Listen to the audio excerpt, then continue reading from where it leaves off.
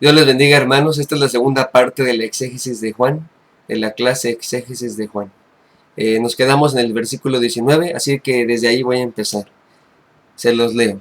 Este es el testimonio de Juan, cuando los judíos enviaron de Jerusalén sacerdotes y levitas para que le preguntasen, ¿tú quién eres? El evangelista, o sea, es decir, Juan el evangelista, ahora nos presenta la predicación de Juan el Bautista. Recordemos que no le llama a él Juan el Bautista.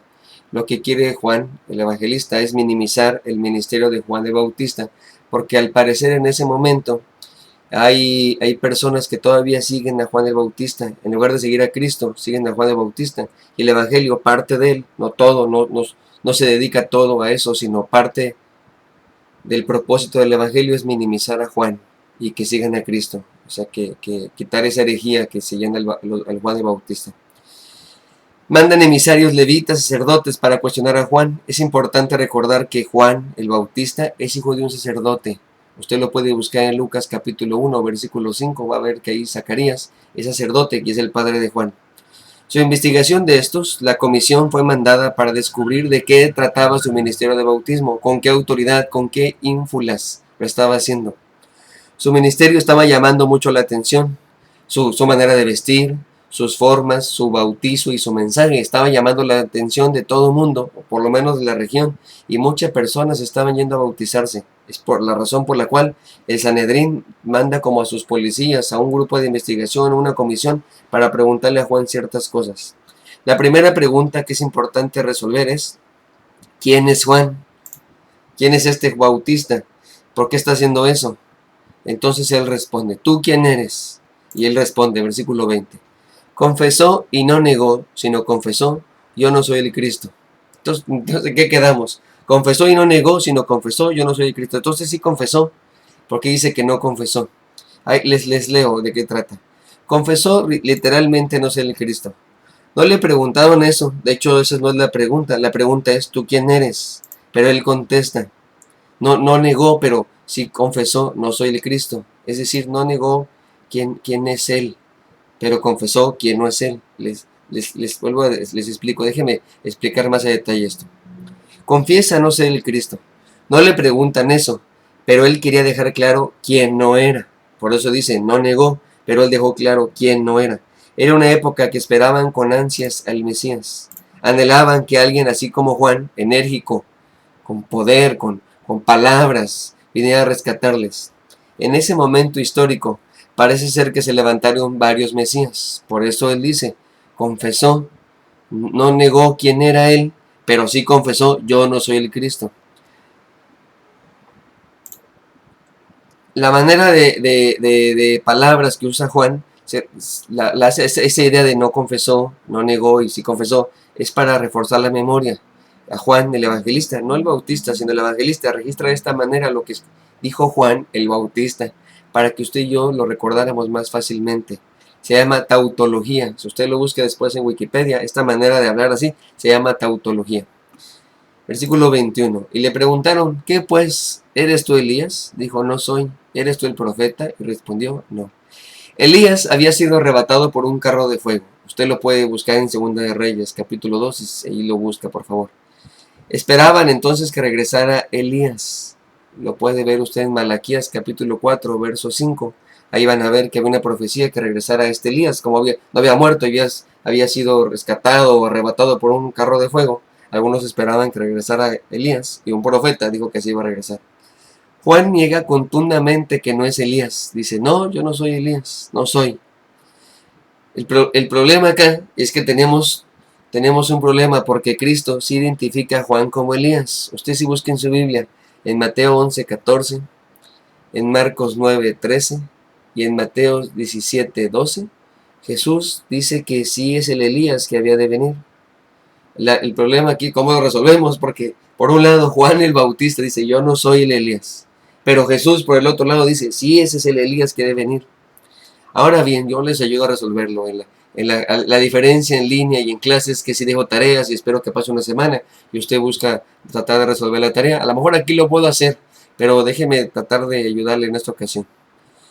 Resulta que no era Elías, físicamente no era Elías. Él no era Elías reencarnado o resucitado, pero sí cumplió con el ministerio de Elías. Es decir, es verdad, no era Elías, él era Juan, pero también es verdad que cumplió con la función descritas de Elías por Malaquías.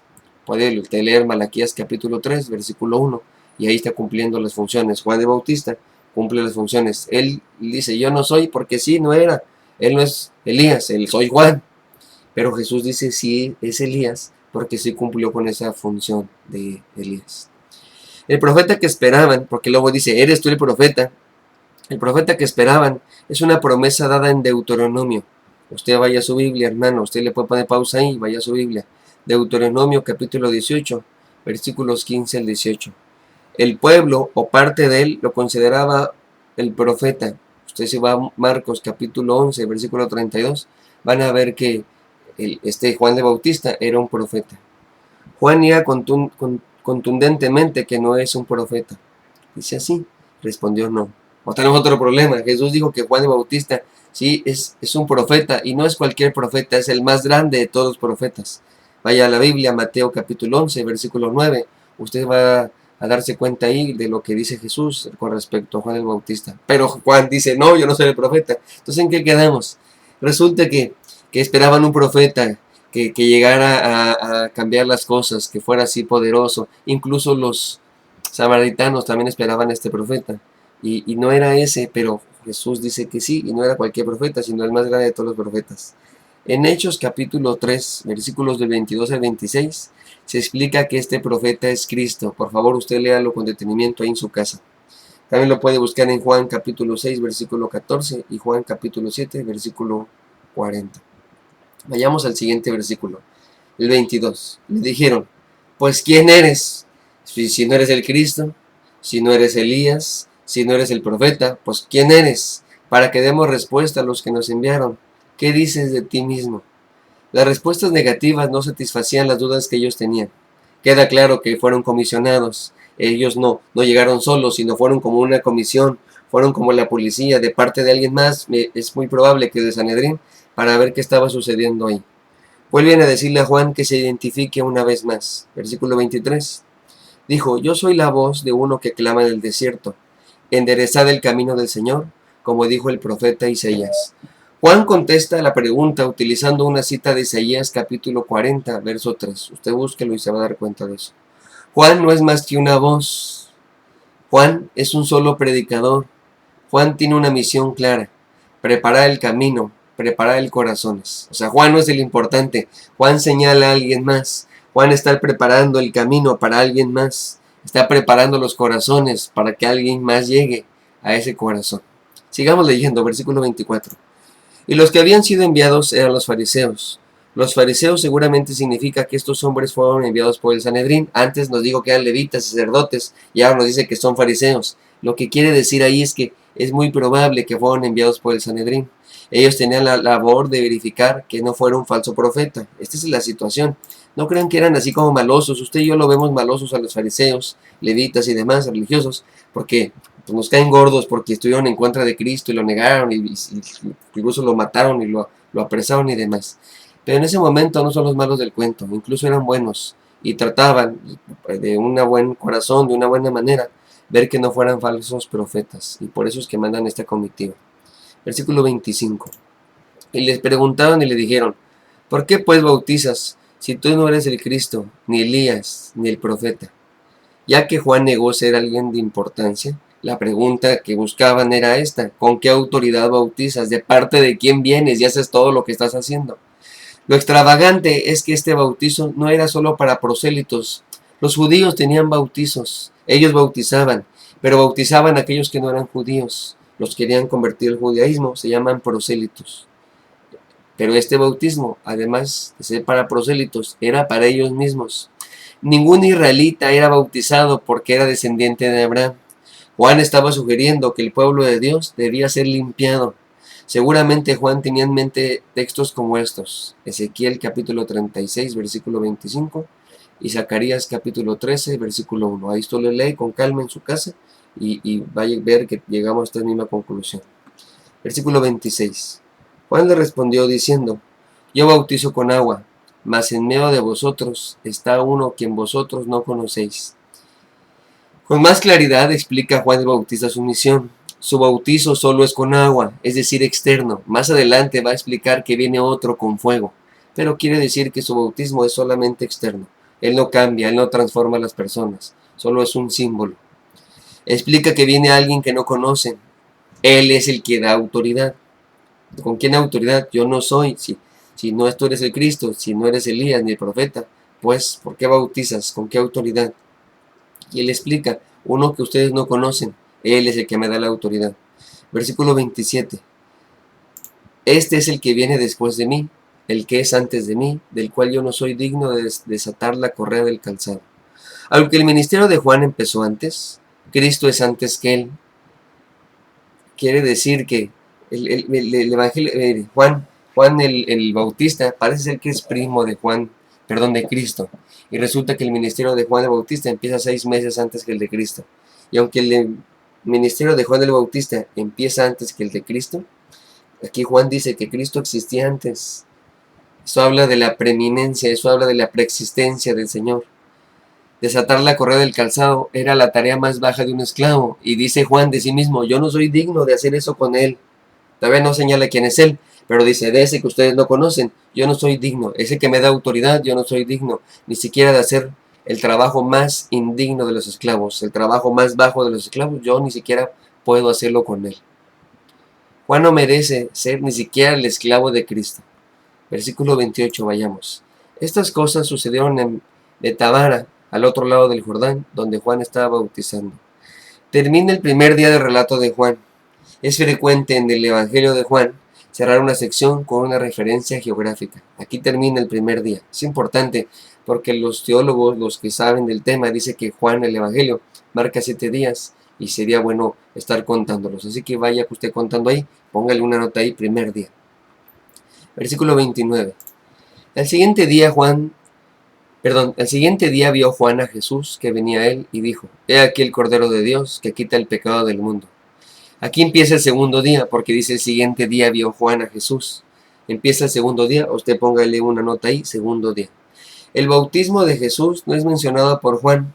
Qué interesante, los demás evangelistas sí mencionan el bautismo de Juan el Bautista hacia Jesús. Pero Juan en su evangelio no lo menciona. Ahora hay que preguntarse por qué. Recordemos que quiere quitarle el prestigio al Bautista. Si Juan el Bautista bautizó a Jesús, que sí lo hizo, pero no quiere hacer énfasis en eso, porque entonces le dará prestigio. Dice, pues si Jesús se bautizó cuando Juan el Bautista, entonces Juan el Bautista es más grande. No es así, pero algunos podrían entenderlo así, y por eso Juan en su evangelio, que quiere dedicarse a menguar a Juan el Bautista, pues por eso lo quita. Sí lo pone, pero lo pone entre líneas. Recordemos que quiere quitarle prestigio a Juan el Bautista, que bautiza a Jesús, le da un privilegio. Juan cumple con su misión y señala a Jesús como el Salvador. Esa era su misión, señalar, predicar de él, preparar corazones para él. El Cordero Pascual, que se refiere Juan el Bautista, el Cordero Pascual es el que está en la mente de Juan. Recordemos que es hijo de sacerdote y tenía esas enseñanzas. Usted puede buscar, por ejemplo, en su Biblia, Jeremías 11:19, Isaías 53:7 y Génesis 22:8. Pablo también usa esa referencia para Jesús. Se los leo. 1 Corintios capítulo 5, versículo 7. Usted búsquelo, por favor. Se refiere a un pecado porque habla de la naturaleza pecaminosa. Dice, he aquí el Cordero de Dios que quita el pecado del mundo. ¿Por qué no los pecados del mundo, sino solamente un pecado? Porque se refiere a la naturaleza pecaminosa. Recuerde que usted y yo pecamos porque somos pecadores. No somos pecadores porque pecamos. Se le vuelvo a decir, o repítelo, usted le puede hacer para atrás, pero se lo vuelvo a decir una vez más. Pecamos porque somos pecadores. No somos pecadores porque pecamos. Por eso Juan dice que Jesús es el Cordero de Dios que quita el pecado del mundo. Si nos quita esa naturaleza pecaminosa, ya no pecaremos. Habla del mundo, es decir, cosmos en griego. Así que no hay elegidos. Se trata de una salvación universal al alcance de todos. Cuando dice del pecado del mundo, se trata de para todos, el mundo, cosmos, el planeta Tierra, y por supuesto se refiere a la humanidad entera. Algunos han propuesto que se refiere a un cordero apocalíptico, que es destructor y victorioso. Pero para mí no me gusta esa interpretación, no me parece que es una mala interpretación, porque la explicación que da Juan mismo de que vino a quitar el pecado del mundo, pues no compagina con esa idea. Ahora bien, versículo 30.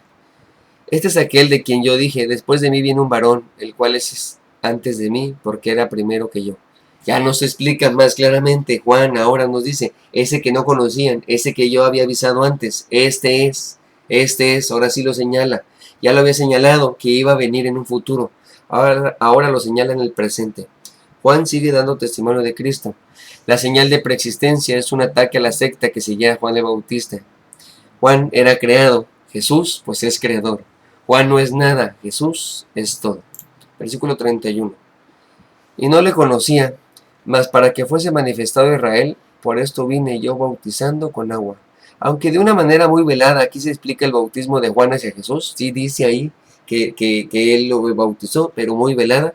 Pero insisto, es porque quiere minimizar el ministerio de Juan el Bautista. Y si pone ahí que bautizó a Jesús, pues va a ser, mira, lo bautizó, algo ha de ser tan importante. La misión de Juan era mostrar el Cristo. El problema es que él no sabía quién era. Mientras cumplía su misión de bautizar, le reconoció. Por eso dice ahí que le reconoció cuando lo bautiza. ¿Se acuerdan? En otros lados. Va a decir ahorita más adelante que se abrió el cielo y demás, vino una paloma, el Espíritu Santo. Él se da cuenta, cuando lo bautiza, se da cuenta que él es el Cristo. Mientras cumplía su misión de bautizar, le reconoció. Algunos argumentan que al ser familiar de Cristo es improbable que no le conociera. Pero si leemos Lucas 1, versículo 80, veremos que Juan creció en el desierto.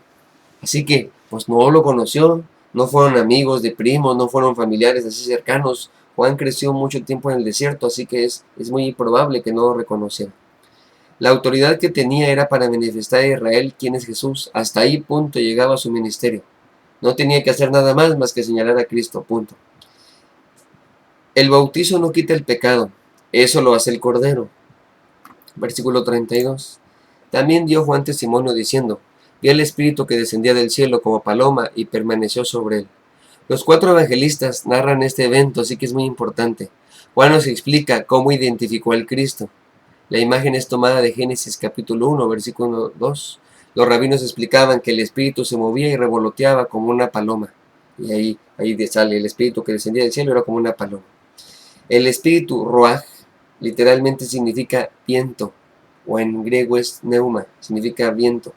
Para los judíos el Espíritu significa poder, vida y la permanencia de Dios en la vida de una persona. Usted busca en sus Biblias, Isaías 59, 21 y Miqueas 3, 8. La permanencia del Espíritu es muy significativa. No se trata de un evento, sino de algo permanente. Dice ahí, permaneció en él. Es de notar que no hay énfasis en el bautismo que Juan hace a Jesús. Es todo el énfasis, toda la importancia es en Cristo. Sigamos adelante, versículo 33.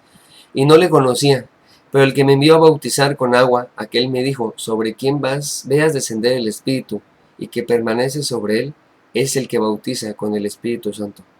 Como son familiares Juan el Bautista, como son familiares Juan el Bautista y Jesús, insiste en el tema que no le conocía.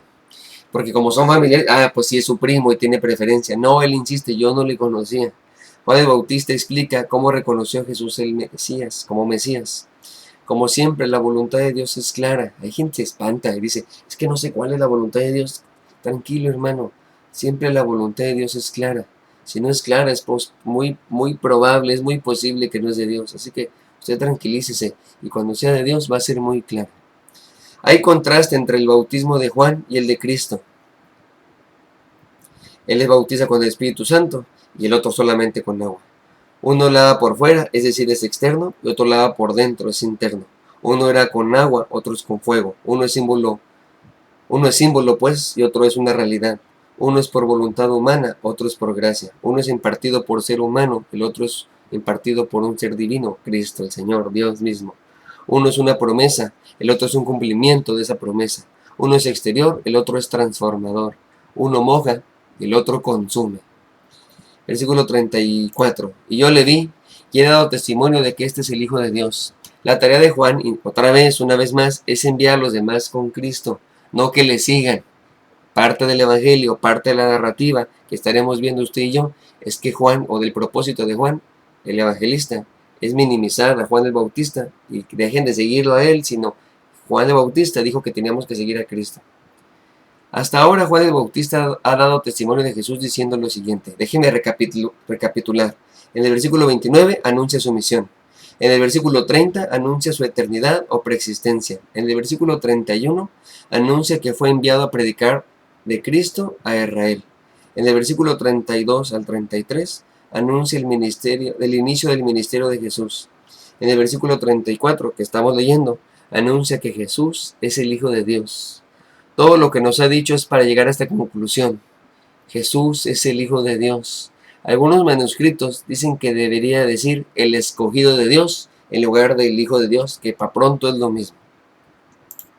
Versículo 35. Al día siguiente, entonces usted escribe ahí en sus hojas que le mandé, en el archivo que le mandé, o en las hojas que usted tiene ahí, o en su Biblia si quiere. Este es el día 3. Al siguiente día, otra vez estaba Juan y 2 de sus discípulos, que Juan el Bautista. Por primera vez aparecen los discípulos de Juan el Bautista. Juan los coloca para hacer un puente entre el ministerio de Juan el Bautista y Jesús. Veamos los demás versículos. Versículo 36. Y mirando a Jesús que andaba por ahí, dijo, he aquí el Cordero de Dios. Otra vez más, señala a Cristo como el Cordero de Dios. Esta es la segunda vez que aparece Cristo en la escena, en este evangelio. En esta ocasión, no va con Juan, sino solamente va de paso. Una vez más, muestra a Juan el Bautista a Cristo cumpliendo su misión. He aquí el Cordero de Dios. El versículo 37. Le oyeron hablar los 2 discípulos y siguieron a Jesús. Estos discípulos, más adelante descubriremos que se trata de Andrés y muy posiblemente del mismo Juan que está escribiendo. Queda claro una vez más que seguir a Jesús es una decisión, porque le oyeron hablar y decidieron, punto. Juan el Bautista señala, y ellos ¿qué tienen que hacer? Pues seguirlo. En el primer día se nos enseña que llegó el Mesías. En el segundo día se señala quién es el Mesías. Y en el tercer día que empezamos, se desafía a seguirlo. Un buen maestro siempre va a apuntar a Cristo. Un buen alumno aprende de su maestro para seguir a Cristo. Esa es la idea. Si yo soy buen maestro, yo les voy a enseñar a seguir a Cristo. Y si usted es buen alumno, usted me va a seguir a mí para seguir a Cristo. Versículo 38. Y volviéndose a Jesús y viendo que le seguían, les dijo, ¿qué buscáis? Ellos le dijeron, Rabí, que traducido es, Maestro, ¿dónde moras? La primera palabra de Jesús, ¿qué buscan? ¿Por qué me siguen? Es interesante porque no es ellos no le hablan al Señor, sino Él se da la vuelta y parece que le dicen, ¿qué buscas? ¿De qué se trata? Rabí es un término arameo que en su raíz hebrea significa mi grande. Era el título que le daban a los maestros. Traduce el término Juan, porque dice traducido es maestro, porque este evangelio es para los griegos, no es para los hebreos. Si fuera para los hebreos, pues no hay necesidad de traducir, pero como es para otro pueblo diferente, entonces por eso le traduce. Probablemente Juan está en Éfeso y tiene que escribir este término, didáscalos, maestro. Didáscalos es en griego. La respuesta significa que quieren aprender de él, quieren estar con él. ¿Qué buscan? Y luego dice, ¿dónde moras? La idea es, ¿dónde vives? ¿A dónde podemos aprender más de ti? Dinos y te seguimos, es lo que quiere decir ahí. Seguir a Jesús no es suficiente. Hay que preguntarse, ¿por qué lo sigo? ¿Qué busco? ¿Qué quiero? ¿De qué quiero aprender? ¿Por qué quiero aprender más? ¿Por qué quiero seguirle? Así que seguir a Jesús no es suficiente. Hay que preguntarse, ¿por qué le sigo? Y la respuesta, insisto, que dijeron ellos, ¿dónde moras? Significa que quieren aprender más de él, que quieren estar con él, que quieren pegársele a él. Yo lo digo en mis clases acá cada rato. Yo puedo enseñar, pero de veras, si usted quiere aprender más de mí, es tan fácil como esto, pegarse a mi lado. Ir a las zarzas, acompañarme, estar un día conmigo, llenarme de preguntas. Y no necesariamente en la clase, desde mi punto de vista se aprende más. No, sí en la clase, pero también ex cátedra, fuera de la clase, en el Six Flags, en Motul, por los allá hermanos de Mérida, en la playa, jugando billar, viendo películas, estando juntos. Usted aprende más de mí que yo en la clase. Creo que las dos cosas son correctas, no estoy minimizando una y exaltando otra, pero creo que si usted hace una y no lo hace la otra, se está perdiendo de una bendición extraordinaria. Hermanos de Mérida, yo sé que no estoy ahí con ustedes, pero espero que estos videos sirvan para que usted y yo estemos más cercanos. Disculpen que no pueda estar muy seguido con ustedes, pero trato de hacer mi mejor esfuerzo tanto en Cancún como en Mérida, pero tengo prioridad en Mérida. Dios me mandó a Mérida, hermanos, digo, perdón, a Cancún y luego a Mérida, pero por eso estoy grabando estos videos, les comparto, son las 4 de la mañana, estoy haciendo un mega esfuerzo por ustedes, hermanos de Mérida. Esta clase la doy en Cancún, yo sé que los hermanos de Cancún a lo mejor la vuelven a ver, pero no es para ellos, en realidad es para ustedes, hermanos de Mérida, de veras. Es más, se los demuestro por si usted no me cree. Acá son las 4 de la mañana y estoy haciendo un esfuerzo por ustedes porque yo sé que este fin de semana no pude estar allá, pero era necesario quedarme acá y yo sé que ustedes están esforzándose allá para tener más invitados y demás. Continúo. Versículo 39. Les dijo, venid y ved. Fueron y vieron dónde moraba y se quedaron con él aquel día porque era como la hora 10. Jesús no da la dirección, sino que les pide que experimenten, que es lo que estoy yo pidiendo como maestro, como pastor. Experimenten, caminen. Sería bueno de pronto, sí tener clases, pero de pronto cancelarlas y salir, invitarme unos tacos o yo invitarle unos tacos. Y las mejores clases, las mejores enseñanzas me parece que son ex cátedra. Sin minimizar la clase de estudio del salón, porque creo que es importante estar adentro también y tener un tiempo de estudio de la Biblia, estar sentados, preguntar, reflexionar. Pero eso más lo otro, es extraordinario. La enseñanza de Jesús no se limita a la teoría, la técnica o el estudio, sino también la aplicación. En mi vida he tenido pocos alumnos así. En Cancún he tenido al hermano Alex y a la hermana Ana, son los que más se me han pegado. He tenido un montón que dicen, no, yo lo voy a acompañar al pastor y nunca lo hacen. Ahora, entiendo que el trabajo, el tiempo y demás cosas a lo mejor no se lo permiten, pero y yo aquí en Mérida pues está más difícil la cosa. Pero cuando yo vaya para allá, de veras, creo que deberíamos de aprovechar el tiempo, no solamente en clases físicas, sino salir, experimentar vida, compartir vida. Es lo que dijo Jesús. No hay que limitarnos a la teoría, a la técnica o al estudio, sino a la aplicación. Este texto muestra el modelo que Jesús utiliza para su enseñanza o discipulado, transferencia de vida. Creo que en el salón de clases también se transfiere vida, pero no es lo mismo. Cuando combinamos la clase más la vivencia práctica, es otra cosa, es otra cosa. En México tuve varios alumnos así, quizás por el tiempo, además era una iglesia muy pequeñita, yo creo que éramos como 10, 15 gentes, no más, y entonces se prestaba más. Tengo muchas ovejas que viví con ellos, muchas experiencias, y me parece que crecieron muy rápido, y me parece que me siguen extrañando porque éramos muy, muy unidos. Otro de los que me parece que me acompañaban mucho aquí en Cancún es alguien que se llamaba Chavis, y también pues yo creo que lo extraño mucho, y él yo creo que me extraña mucho a mí, pero creo que compartimos muchas cosas de vida. Bien, sigamos. Es probable que se nos diga la hora que empezaba, porque se trataba el Shabbat, porque nos dice ahí, porque era la hora 10. Usted dice, ¿para qué nos dice eso? Resulta que esa hora ya empezaba el Shabbat, y como ya estaba haciéndose tarde, entonces pues nos quedamos aquí, Señor, contigo para aprender, y por eso nos dice la hora. Puede ser que el encuentro con Jesús sea tan significativo que hasta nos dice la hora. Es otra explicación con respecto a por qué nos pone ahí la hora. Versículo 40. Andrés, hermano de Simón Pedro, era uno de los dos que había oído a Juan y había seguido a Jesús. Por primera vez se identifican a los discípulos. Yo ya les había dicho, pero de aquí lo saco de la Biblia. Andrés era hermano de Simón Pedro, que era uno de los dos que había oído a Juan y había seguido a Jesús. Ahora, ¿por qué dice Simón Pedro? Porque Pedro es más famoso que Andrés, esa es la razón. Andrés es hermano de Pedro, ¿y por qué se dice así? Porque era más famoso. Mucho tiempo en Oreb. A la fecha yo no soy tan famoso en Oreb.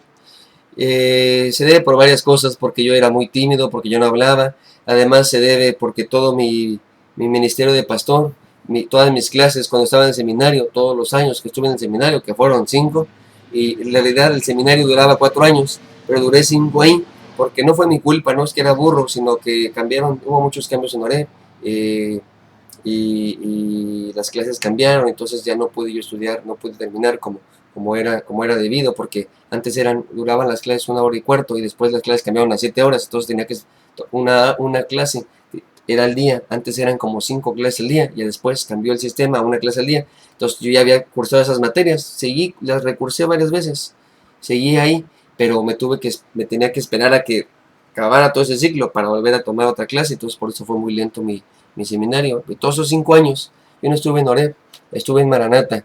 Así que la referencia para mí era, el esposo de Luz Clarita. Nadie me conocía, a la fecha, de veras. Aunque hay gente que dice que sí me conoce, pero no es cierto. Yo creo que la mayoría nada más es de oídas. Pero Pero yo soy famoso porque soy el esposo de Luz Clarita, o sea, mi esposa. La referencia ahí es mi esposa. Sí, Andrés. Andrés no es famoso, la referencia es Pedro, él es el famoso. Yo no soy famoso, la famosa es mi esposa.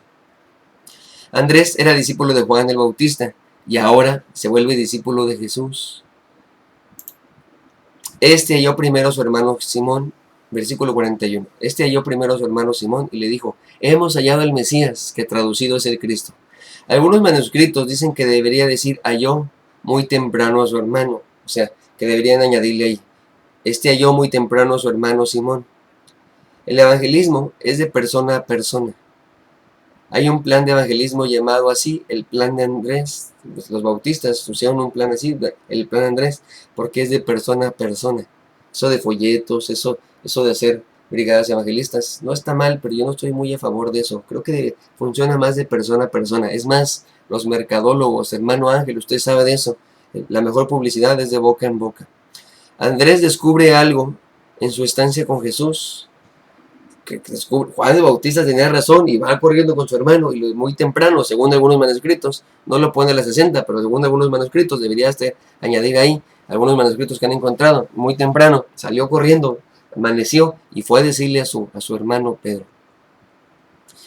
Se traduce al griego el término Mesías, el Cristo. El español sería el ungido. Decir Mesías, Cristo y ungido no son sinónimos, son traducciones.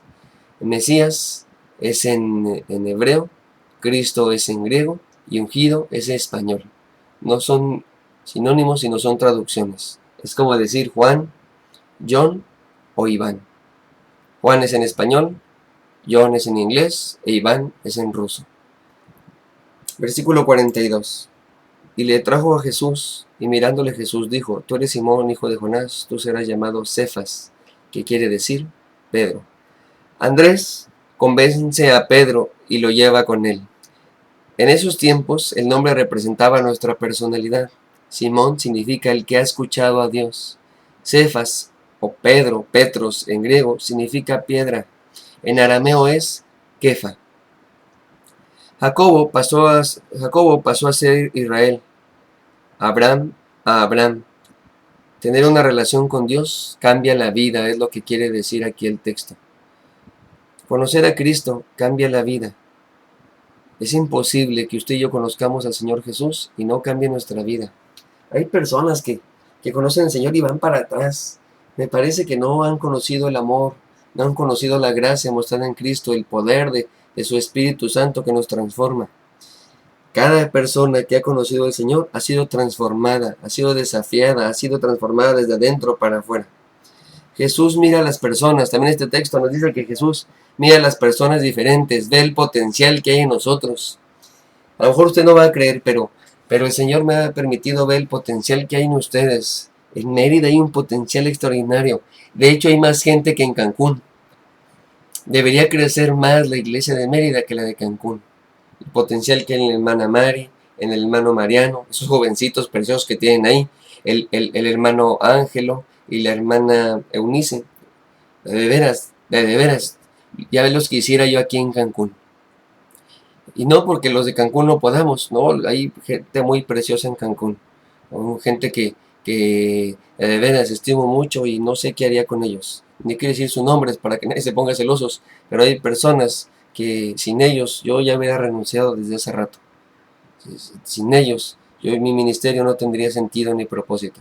Pero ustedes, hermanos de Mérida, de verdad, ojalá se dieran cuenta del potencial que hay en ustedes.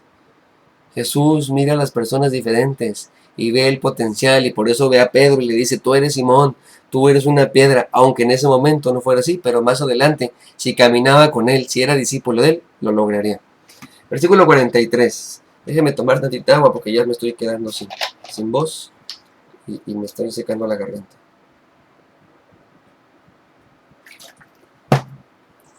Versículo 43. Al siguiente día, quiso Jesús ir a Galilea. Esa es mi dislexia. Cambiar las palabras, discúlpeme. Al siguiente día, quiso Jesús ir a Galilea y halló a Felipe y le dijo: sígueme. Apúntele ahí en su Biblia, en sus hojas, cuarto día, por favor. Va, ya llevamos 1, 2, 3 y este es el cuarto día, el siguiente día. Galilea está al norte de Palestina. Está al norte, para que en su mente hagan un mapa. Está al norte, fue Jesús, fueron hacia el norte. Y aparece otro discípulo, otro apóstol. Conocer a Jesús nos desafía a seguirle. Le dice, sígueme. Versículo 44. Y Felipe era de Betsaida, la ciudad de Andrés y de Pedro. Me parece que esto explica la familiaridad de Felipe. Porque luego le dijo, sígueme. Está raro, ¿no? Está raro que usted llegue ahí, va pasando por la calle y de pronto ve a alguien ahí y dice, sígueme. Y usted dice, bueno, es que es Cristo. Me parece que no, me parece que este texto que dice, y Felipe era de Betsaida, la ciudad de Andrés y Pedro, que era amigo de ellos, era conocido de ellos. Es probable que Andrés y Pedro le hayan hablado de Jesús y por eso Jesús ya nada más lo vio y le dijo, sígueme. Lo que nos está diciendo aquí el evangelista es lo siguiente, de Juan el Bautista a Andrés, porque acuérdense, Juan son dos discípulos, pero Juan el Evangelista como que queda a un lado, así que Juan el Bautista a Andrés, de Andrés a Simón Pedro, y de Simón Pedro a este Felipe. Dice Jesús el texto, pero se intuye por este versículo 44 que así fue la sucesión, se los vuelvo a decir, Juan el Bautista a Andrés, Andrés a Simón Pedro, y de Simón Pedro a Felipe. Versículo 45. Felipe halló a Natanael y le dijo, hemos hallado a aquel de quien escribió Moisés en la ley, así como los profetas, a Jesús, el hijo de José de Nazaret. Les dejo tarea, hermanos. No sé si vean el video. Yo he visto últimamente, he hecho varios videos para la zarza, hice el video para el exégesis, y no es queja, de veras que no es queja. Yo lo hago con mucho amor y cariño. Pero he visto poquitos vistas, pues me pone ahí el triste YouTube, no quisiera yo. Quisiera ahorrarme la vergüenza, la pena, no sé cómo decirlo, pero he visto que hay poquitas vistas. Entonces a lo mejor no lo ha visto usted, ojalá, si usted ya lo vio, pues platícalo a los demás si está bueno. A lo mejor no está bueno y por eso hay poquitas vistas, ni modo. Yo mismo les dije que no quería grabarme, pero usted me insistió y ahora ya me estoy grabando y yo creo, de veras, lo digo sinceramente, yo creo que mis clases no valen absolutamente para nada. No quisiera grabarme, pero me grabo por usted, hermano de Mérida, por usted, hermano de Cancún, tratar de serle de bendición, aunque sea por este medio. Pero le dejo tarea, ni modo, ¿qué le vamos a hacer? Quiero que me investigue quién es Natanael. En todos los demás evangelios, en la lista de los 12 discípulos, no sale Natanael. Así necesito que me investigue quién es ese Natanael. Yo aquí tengo la respuesta. Hay otros alumnos que me dieron la respuesta según ellos. Pero yo quiero enseñar algo con su Biblia, hermano. Quiero que me justifique su respuesta con su Biblia. Mándemelo, por favor, tiene toda esta semana para mandármelo. Usted, lo padre es que le puede poner pausa aquí, puede seguir y usted me manda su tarea. Por WhatsApp, por audio, por correo, por donde quiera. Pero mándemelo, por favor. No voy a dar aquí la respuesta, la daré en privado. Cuando usted me mande su tarea, yo ahí le mando la respuesta. Pero déjeme decir de este texto algunas cosas. El evangelismo, una vez más, se muestra de persona a persona. Ya dijimos, Juan el Bautista, Andrés a Simón Pedro a Felipe y Felipe a Natanael. El evangelismo es así, de persona a persona. Venid y ved, es algo que constantemente estaremos viendo en ese evangelio. Felipe entendió que Jesús es del quien hablaba las escrituras. Dice así, de quien escribió Moisés. Versículo 46. Natanael le dijo, ¿de Nazaret puede salir algo bueno? Le dijo Felipe, ven y ve, venid y ver, es lo mismo. Insisto, este evangelio se trata de ese discipulado de transferencia de vida. Al parecer había una rivalidad con los de Caná y Nazaret. Es probable que la proclama de venid y ver se extendiera poco a poco. Vengan y vean, vengan y vean, vengan y vean. Versículo 47. Cuando Jesús vio a Natanael que se le acercaba, dijo de él, he aquí un verdadero israelita en quien no hay engaño. Un verdadero israelita en el que no hay Jacob, sería la mejor traducción. Ahora no la entenderíamos usted y yo, pero Jesús dijo así, literalmente parece que Jesús dijo así, he aquí un verdadero israelita en quien no hay Jacob, quien no se parece a Jacob. ¿Se acuerdan que Jacob era un tramposo? Bueno, tú no eres como Jacob, tú sí eres verdadero. Aunque Natanael tenía un prejuicio, fue a ver a Jesús. Como sea, sí fue a ver a Jesús. Le dijiste, cuando Jesús vio a Natanael que se le acercaba, ¿quién se le acercaba? Natanael a Jesús, no Jesús a Natanael. Así que a pesar de su prejuicio, voy a buscar a Jesús. Venid y ved. Es lo que le dijo aquel, y sí fue. Natanael estaba dispuesto a acercarse a la luz. Probablemente aquí el evangelista Juan habla de la teología del reemplazo. Déjeme, le doy un texto, pero déjeme leerlo en esta ocasión. Salmo 32, versículo 2.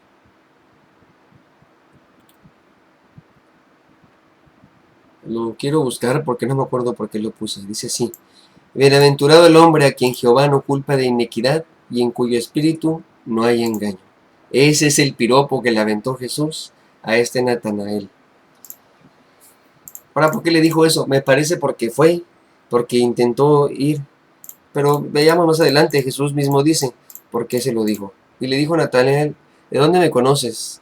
Respondió Jesús y le dijo: antes que Felipe te llamara, cuando estabas debajo de la higuera, te vi.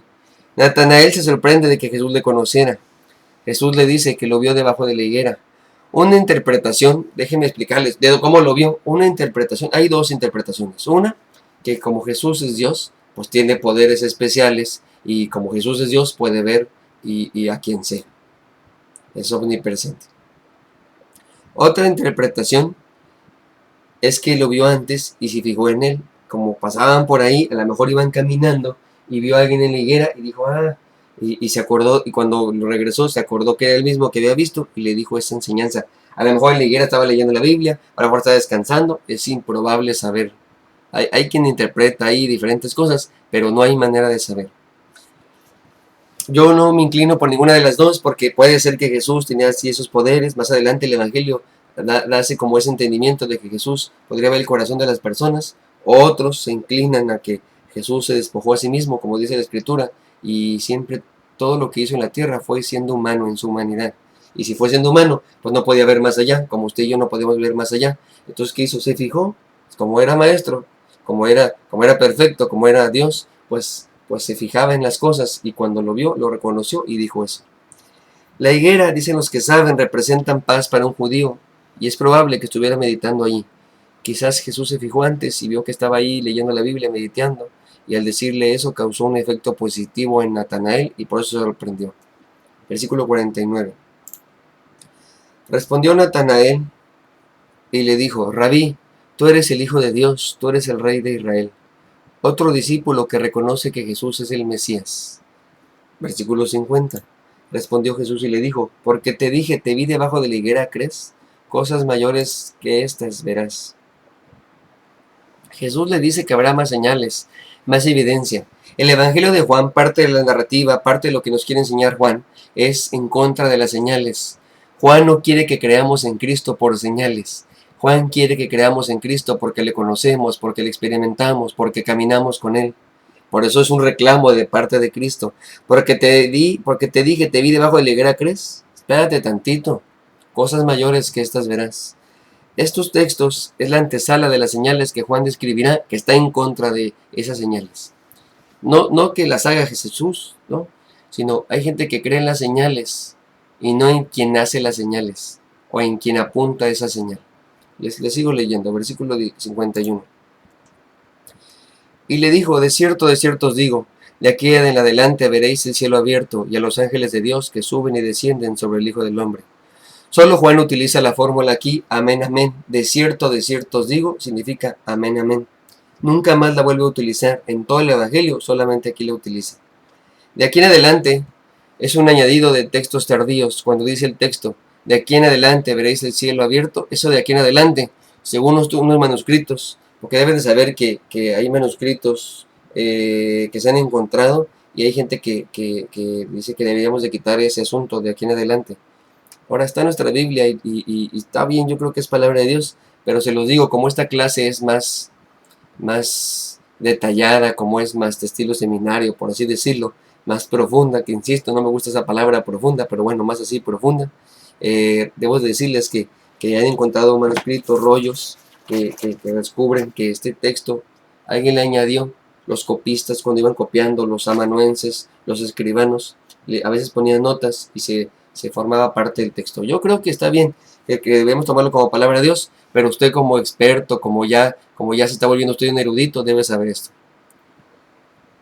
Esta parte de aquí en adelante es añadido en textos tardíos. Algunos creen que este lo tomaron de Mateo 26:64 y pues lo añaden ahí como para empatar esa idea. Como Jacob, como verdadero israelita, podrás ver lo que Jacob soñó. ¿Se acuerdan que Jesús dijo eso? He aquí un verdadero israelita, no como Jacob. Pero después Jacob cambió y sí venció al Señor en una lucha que no entiendo, pero dice el texto que venció a Dios y quedó vivo. Entonces dice el texto allá en Génesis 28:10, usted lo busca, va a ver cómo se le aparece una escalera y no sé qué, demás. Bueno, esta misma visión es la que está diciendo aquí el Señor Jesús. Y entonces es muy probable que esté diciendo esto.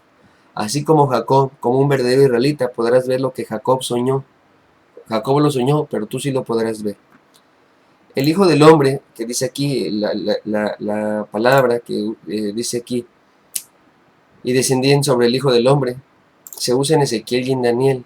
Todos los evangelistas coinciden que Jesús lo usó para designarse a sí mismo. El Hijo del Hombre es Cristo. Les leo los 7 nombres que vemos en el capítulo 1 de los nombres de Jesús. Les hago un recuento. En el versículo 29 se le nombró a Jesús como el Cordero de Dios.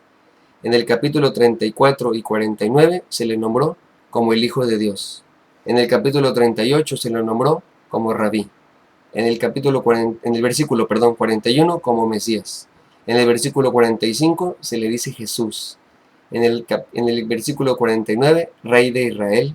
Y en el versículo 51, el Hijo de Hombre. Bien, hermanos, hasta aquí acaba el capítulo 1. Así termino la clase. Por favor, les encargo la tarea. Y si usted les bendición esta clase, pues páselos a otros hermanos. Y no me refiero para evangelizar. Esta clase es para cristianos de Oreb, Cancún o Mérida. Yo no creo que deba de pasárselos a alguien más, pero si usted es de bendición esta clase, siéntase libre de pasárselo a quien sea.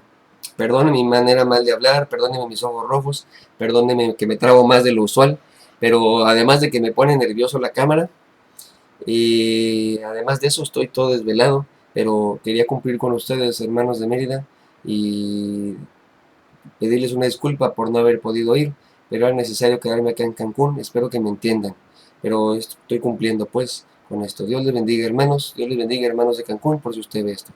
Hasta mañana.